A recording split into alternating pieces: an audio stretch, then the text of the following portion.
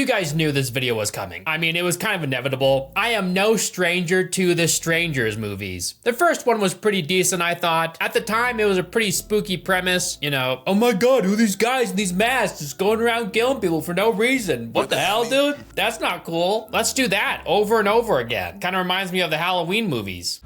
Trick or treat, motherfucker. So yes, we got another one. The epic sequel that nobody asked for to the reboot that nobody asked for. It was directed by Renny Harlin, just like the last movie, and he'll be making a third installment as well. I'm very excited. It might seem like a new movie, but it isn't really a new movie. Director Harlin actually filmed all 3 movies in the trilogy at the same time, over the course of only 52 days in Slovakia. Because we're shooting 3 movies at the same time. Madeleine Petsch told Entertainment Weekly that the shoot was the challenge of a lifetime. She goes on to say, on a Monday morning, I could be shooting the 2nd chapter, and Monday afternoon, I could be shooting the 1st chapter, and Tuesday morning, I could be shooting the 3rd chapter. It was incredibly demanding for the actors, for the continuity in terms of the makeup and wardrobe, and for my director of photography. After the release and subsequent critical and audience panning of chapter 1, a month of additional photography was ordered with fans' critiques in mind. A week of the reshoots was devoted to chapter 2 to develop the villains more with flashbacks. There was originally meant to be an investigation subplot where the Oregon State Police were trying to figure out the identities of the villainous trio, but was cut because director Harlin realized it didn't fit with what the overall story and themes of the trilogy were. Honestly, I probably would have liked an investigation subplot more than these random flashbacks. Like, keep these killers a mystery. That's more interesting to me, but what do I know? Director Harlin had this to say about the first movie's reception. We listened to the audience. There were a lot of hardcore fans that were unhappy with the first movie. One reason being is that you can't remake a classic without people feeling like you're doing it all wrong. However, we had to do the first one that way in order to set up the scenario for the continuation of the story. So we knew that it was going to be tough, but we listened and read the commentary. I have to add that I think it's cool that he, tried to reach out to fans to figure out what they didn't like, what they liked, in order to kind of tweak the next movie so they might like it more. Did it succeed? I mean, you tell me, man. You tell me. Let me know in the comments. The movie starts with some text that tells us in 2023, over 1,670 people were chosen at random and killed in the United States. Source? I made it the fuck up. Source, trust me, bro. Honestly, when I saw this, I was like, that seems kind of low. We're talking about America, okay? Land of the free and home of the shootings. They happen non-stop here. It's a nightmare. Surprisingly, this is an accurate statistic pulled from Statista.com. On the graph, it says stranger. I wonder if that's why they put it in the movie. Madeleine Petsch returns to play the character Maya. You might recognize her from Riverdale and The Strangers Chapter 1. We see some police question Maya, who survived in the first movie. She mentions the name Tamara to them, because remember, that was the name that they asked for when they initially knocked on their door in the first movie. I mean, after everything that went down, I'm not sure I would even remember the name of the person they asked for, but whatever. Apparently in the Strangers universe, the name Tamara is rooted in an old ghost story in this town. It's just an old ghost story that people tell here. There are some flashbacks in this movie that show us the stranger's upbringing. We see one of them as she's holding a doll that has the same face as the mask that she wears when she grows up. Kinda dumb, I'm not gonna lie. Like, oh my God, she loves this doll so much, she has to wear it when she grows up and kills people. That's where she just made the mask. She painted it herself. Someone calls Maya in the middle of the night. Who could it be, I wonder? I wonder who it is, dude. And they ask her, is Tamara here? Is Tamara here? And then the hospital she's in is infiltrated by the strangers. She tries to escape, but the doors are locked. Emergency lights are flashing, and she has no service. You can tell she has no service because, just look at her phone. It says in giant letters, no service across it. That's what happens in real life when you have no service, right? Why the hell doesn't she have signal in a hospital? Anyway, I guess this entire town is in a dead zone because later in the movie she has the same problem. Does she make any phone calls in this town during these 2 movies? Because it seems like they pick and choose when the characters can't call someone, They gotta make everything convenient for the strangers and never for the main character. The hospital she's in is all but completely deserted, by the way. It's just her and the strangers, playing cat and mouse in this building. Where is everybody? I guess the three strangers murdered like everybody in the building with knives and an axe. And there's seemingly no other occupants in this hospital. Like there's no one else here. It's just Maya's hospital for her specifically. And now for a quick word from our sponsor. This video is brought to you by Uncommon Goods. Uncommon Goods is a curated marketplace that I adore. It's known for original, handmade, and meaningful gifts. They partner with independent artists and small businesses to provide a wide variety of quality and often customizable gifts that stand out from traditional retail. Uncommon Goods is one of those perfect places to go when you need to find a gift for someone, so it's perfect for this time of year. No matter who it is you're buying a gift for, this website will definitely have something for them. I'll highlight 2 products from their website for you real quick. If you love movies as much as I do, then you'll probably love this 100 movies bucket list scratchbook. It literally gives you 100 movies to watch before you die. And within it, you can rate and review the movies you watch as you watch them. It's a super cool gift for someone who's a movie buff. My wife and I love coffee and candles, so we got a coffee candle. It's a caramel macchiato candle, and it smells awesome. I almost don't want to light it because I like smelling it in the morning. Whether you're shopping for your Secret Santa or your entire family, odds are you'll find an amazing and unique gift for that person. So yeah, if you're looking for gifts for someone this holiday season, Uncommon Goods is the perfect place to go. Click the link at the top of the description to get 15% off your order. And thank you so much to Uncommon Goods for sponsoring this video. Now back to the review. So yeah, they played the game of cat and mouse throughout this entire movie, by the way. The entire movie is just Maya running from the strangers and meeting random people who then die. And then she continues to run. And that's the movie. I'm intrigued. I'm getting ahead of myself. She rushes around the hospital, extremely fast, by the way, despite her very fresh injury. Like, this isn't several months from the killing. This is practically right after it happened. So I mean, she should be struggling to move. This is what happened to her in the first movie, by the way. And she's not Wolverine. Hilariously, she hides in the mortuary refrigerators, and she picked the exact one that her husband is in. Like, look at how many there are in here. And she just happened to pick the exact one that her husband is in. The writers of this movie just want to pour salt in the wound, I suppose. I also love how these strangers presumably killed everybody in the hospital just to get to Maya, as if the ends justify the means, when she never even saw their faces. They only show them killing like one person in the hospital. But I think that's insinuating to the viewer that they've killed everybody, you know, like anybody that they've come across, they've just murdered. I guess the Tamara thing was a big enough risk, you know, they didn't want her to remember the name Tamara. Okay. Who's Tamara? Dr. Tate says time to wrap it up, Sheriff. Doc knows best, huh?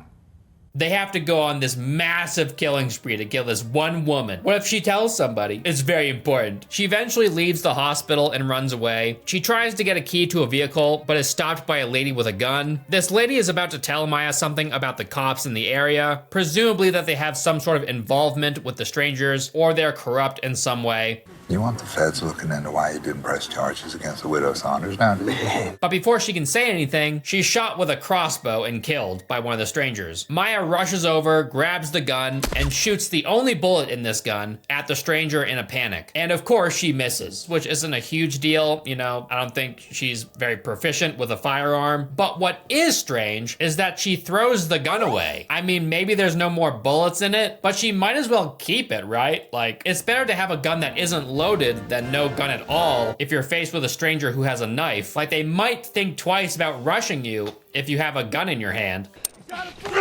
But she doesn't think about this. And she also could have went back to grab the keys to the car, or just, you know, all the keys, just in case she comes across one that she can use. But she doesn't, she just runs away. I understand that she's in a panic, okay? So she ends up hiding in a barn where she finds a pitchfork. She waits until one of the strangers walks by, and she stabs them with the pitchfork and runs away. She finds herself in a bathroom where Mr. Sackhead tries the whole shining thing on her. This guy loves his axe. He's constantly using it to break things to get to this girl, but he never successfully gets to her. Maya is able to escape. She comes across 2 women in a Jeep who recognize her. They get her in the car, and then they sit in the middle of the road for what seems like an hour. Just drive, please. Before driving away. Like, what are you doing, dude? Just start driving.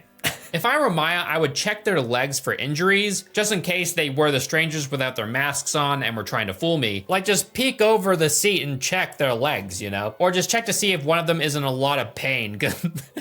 because they were just turned into a kebab like 5 seconds ago. But she doesn't do this. They then run into two guys walking in the middle of the street in the pouring rain, by the way. Apparently they're their roommates. So they both get in the vehicle and Maya is smushed between these two dudes who are soaking wet and they both won't stop staring at her. Like, who are these creeps? Where'd you find these weirdos? Like, yeah, Maya is pretty, but goddamn, dude. So clearly they can't all be the strangers, right? Because there's only 3 of them and there's 4 people in this car, unless they're working with other people and they switch out their masks. Huh? You never know. Maya's PTSD is convincing her that they are the strangers, which is a part of this movie that I didn't hate. Trusting anybody when she's been through hell like she has would be kind of surprising, I think. She steals their knife and a med pack. She unlocks the car door and jumps over this dude's lap to escape the car while they're driving. Like, she jumps out of a moving car with a Bowie knife in hand.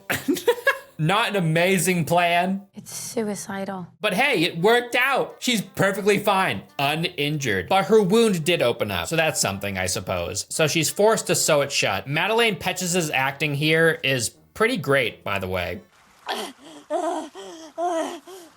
I believe that she's in pain. The Sackhead guy unleashes the hellhounds to find her. It must be like a Rottweiler or something, you know? Oh, it's a giant pig. They raised a boar to act like a bloodhound. What? Can you do that? Maybe you can. It just comes across silly to me. So Maya, you know, she believes she's in the clear. It's time to camp out, dude. So she builds a fire. She's chilling, you know?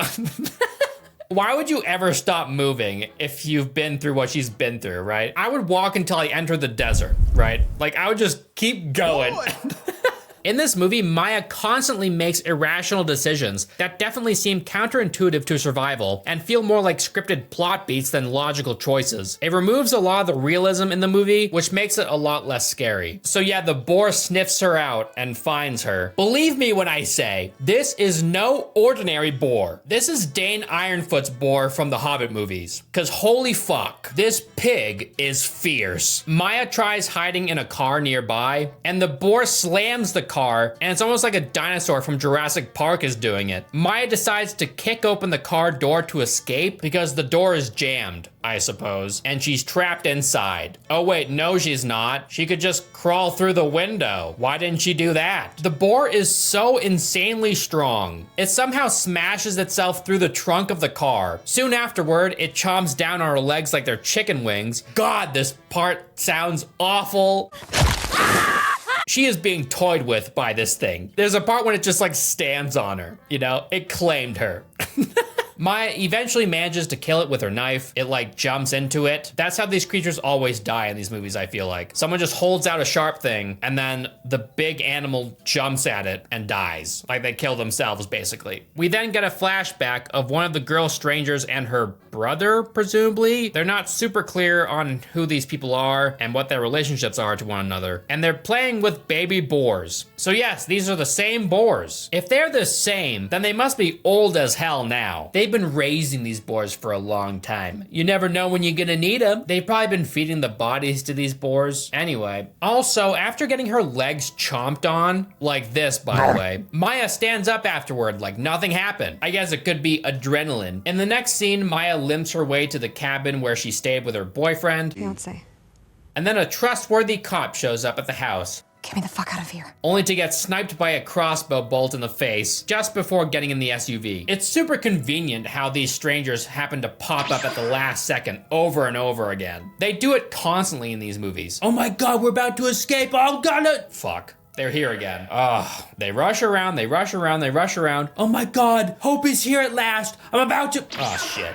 They're here again. And then they just repeat that over and over. Maya gets in the driver's seat and speeds off in her new whip. Surprise, neighbor, I just bought a new Corolla wagon. Of course, before she drove away, the stranger shot a bolt into the front of it, damaging the engine. So the car stops due to engine failure. God forbid anything go Maya's way in these movies. So that was convenient for the strangers again. She rushes up to the nearest house and oh my God, hey, what's up, dude? I guess she passes out or something because she wakes up in a bed all patched up. Wow, super super convenient that the person that she ran into just happened to be like an army vet medic or something. Or maybe he's a nurse. It was his day off when all the others got murdered. Like all of her wounds are sewed up. She's on the mend. Thank you, random stranger guy. Not all strangers are bad. Turns out this is the same place that belongs to the group of 4 people that ran into her on the road earlier. Wow, so her car just randomly broke down in front of the house of the people that she met earlier. Weird how things work out that way.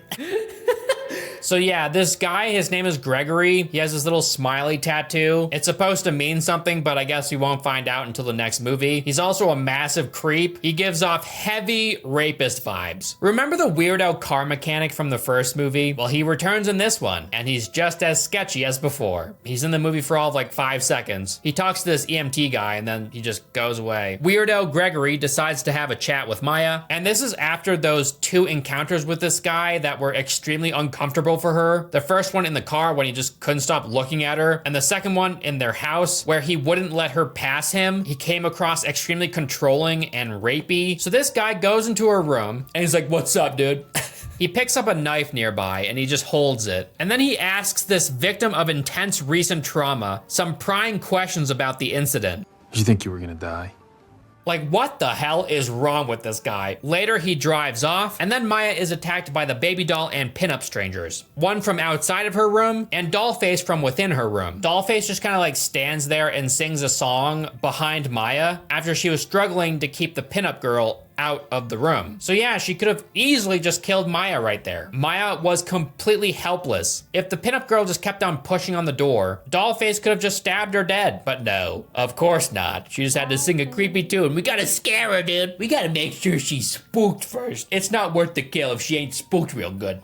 Maya turns around slowly and just stabs her with a pair of scissors. The doll-faced stranger is like, "Oh my God, how could this happen? Ow, that hurt." Like, why did the pinup girl just vanish, you know? Like, why did she leave? Oh my God. These strangers are so insufferable. Like, they suck at what they do so well. These strangers either don't want to kill Maya, or they do want to, but they just have a really stupid tendency to play with their food first. So yeah, Maya stabs the doll-faced stranger with a tiny pair of scissors and is able to flee to the bathroom where she finds the window barred, so she can't leave. Oh God, she's screwed. And again, her phone has no service. You can tell because it says no service on her phone, but it's fine. The strangers decide to fuck off for a minute to allow her the opportunity to leave so they can continue screwing with her, I guess. You might have thought the 2 girls living in this place were the strangers, but you'd be wrong because Maya finds them tied up and dead. She walks out to an ambulance that's there. Yeah, this EMT guy, he went there, whatever. He's dead now, it doesn't matter.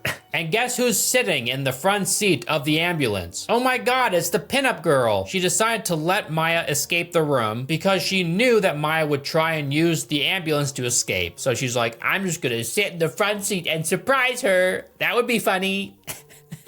So they get in a tussle in the ambulance. Maya then stabs her in the head. The sackhead guy decides to use his axe on the window of the ambulance. Instead of just opening the door, Maya speeds off, and surprise, surprise, the pinup stranger isn't dead. She was faking it all along. She tries to strangle Maya as she's driving. Very bold move. I mean, she can't really be thinking all that straight, right? Because her brains have been punctured. Also, Maya's nail color changes from gold to black while she's driving the ambulance. This is the type of stuff I won't stand in the movies I watch. Anyhow, let's see if strangling the driver will work out for her. Maya crashes the vehicle on purpose. Pinup is flung from the vehicle, and she's dead for good now. It's a miracle. Maya is completely fine after the crash, by the way. The other 2 strangers find their dead friend. We get another flashback, and we learn that the whole "is Tamara here" thing was derived from a game that these kids used to play, where one kid would knock on a door and they would ask, "Is Tamara there?" And a girl would answer and they would kiss. Pinup was presumably jealous of this other girl who was getting all the attention, so she murdered her after playing the game. The sackhead guy as a kid was totally cool with this murder and decided to befriend this girl for the rest of his days. They raised these boars together. They're just a happy family. Like, what the hell is going on?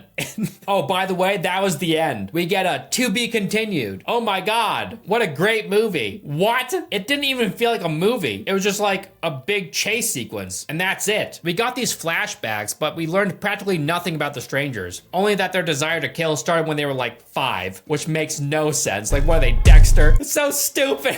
Okay, anyway. Also, the strangers having an origin and somewhat of a motivation to kill people directly contradicts the rest of the series, and the element that most fans believed made the trio scary to begin with. The fact that they killed because they didn't have a motive at all. Because you were home. So that was Strangers Chapter 2. I'm very excited for Chapter 3.